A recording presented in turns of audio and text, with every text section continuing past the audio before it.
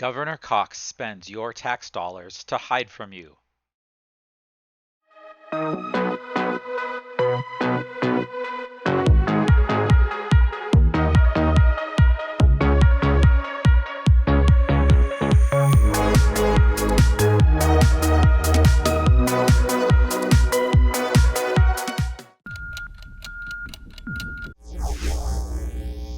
You are listening to Defending Utah Radio. Defending Utah. Think right and wrong, not right and left.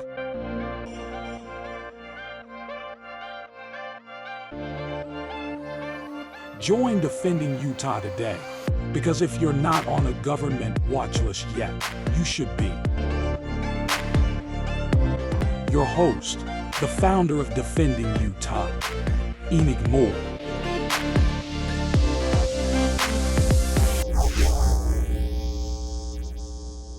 Governor Cox spends your tax dollars to hide from you. Why would he do that? The following article was written by Defending Utah's investigative journalist, Jane Jones, and can be found on our website under defendingutah.org/Cox Fence. That's /COXFENCE. Jane Jones is Defending Utah's newest addition to the Muckraker journalism team. She hopes to bring hidden things of darkness to light and make a difference in the battle for the rights of mankind in this world. Holding government accountable depends on your ability to successfully claim your right to assemble and petition for redress of grievances, which all depends on public accessibility of key information. Public records can be cross-referenced and used for a multitude of constitutional purposes. This article covers one specific constitutionally based use and is not a complete discussion on public records. Why does certain information need to be public record? It all comes down to our First Amendment constitutional right to peaceably assemble and to petition the government for a redress of our grievances. Consider in 2020, when an unorganized group of concerned citizens decided to stand on the public sidewalk outside of Utah State epidemiologist Angela Dunn's home to petition her for a redress of grievances of the people that she was publicly known to be responsible for. State leaders had been allegedly deferring to her to make decisions to suspend the rights of the people to live and earn income to support their families. The people had a constitutional right to have answers to why she was justified in making the decisions she was making. This group of protesters, claiming to represent the people of Utah, leaked a letter to Defending Utah in advance of delivering it to Dr. Angela Dunn, asking her to answer some questions that the people of Utah have for her. A copy of this letter can be found on our website. They say she has avoided answering these questions in all other public venues where she is supposed to be responsive to the people.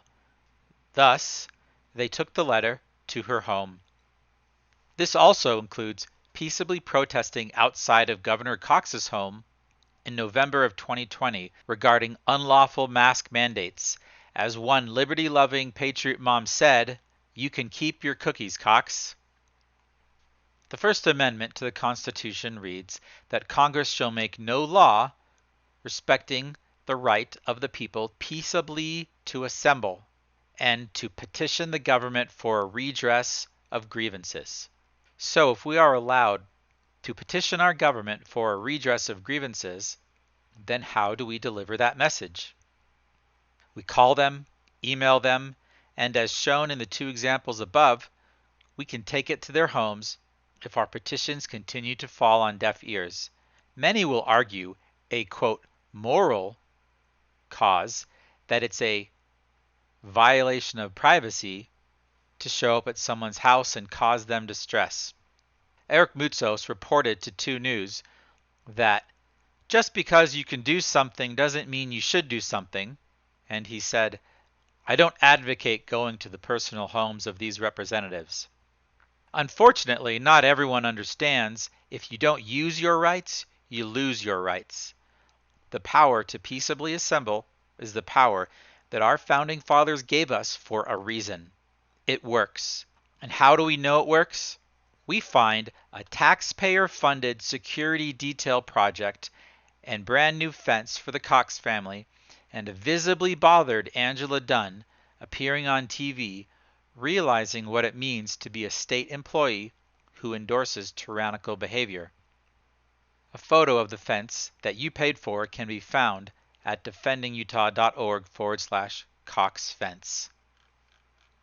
This fence around Governor Cox's home was funded by your tax dollars via Senate Bill 222. So what is considered public record?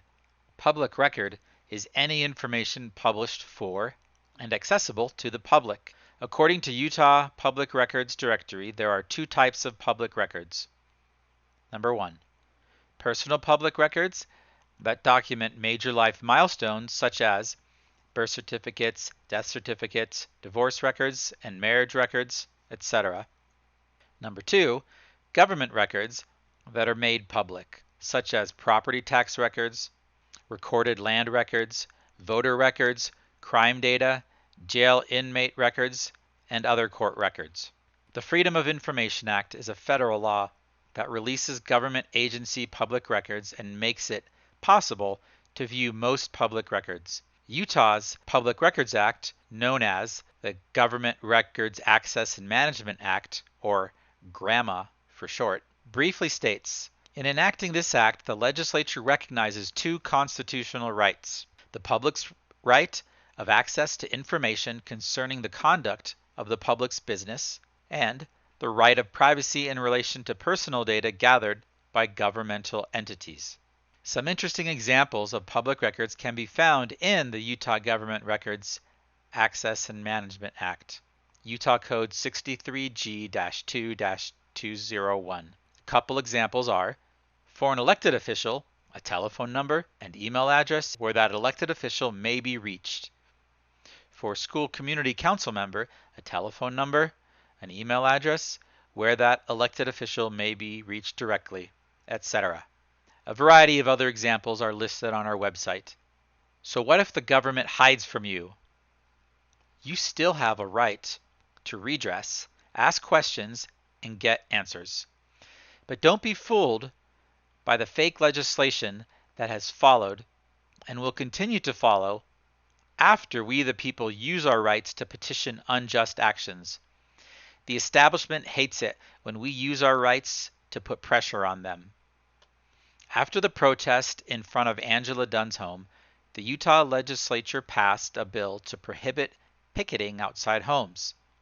HB 291 would make, quote, targeted residential picketing, a protest, quote, specifically directed or focused toward a residence or one or more occupants of the residence, a Class B misdemeanor, which is punishable under Utah law by up to 6 months in jail or fines of up to $1,000.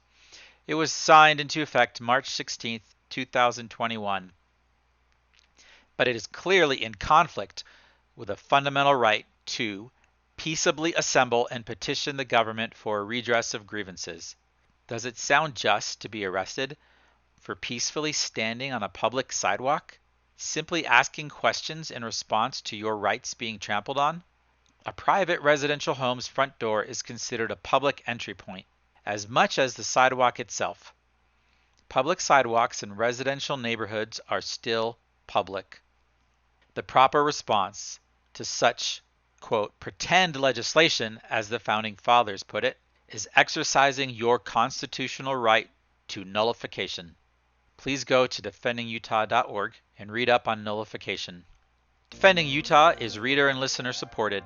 If you appreciate this content and want to support more great content like this, or you want to become actively involved in the fight for liberty, please consider becoming a member of Defending Utah today. Please go to www.defendingutah.org/membership. This is Enoch Moore with Defending Utah. Thank you for listening.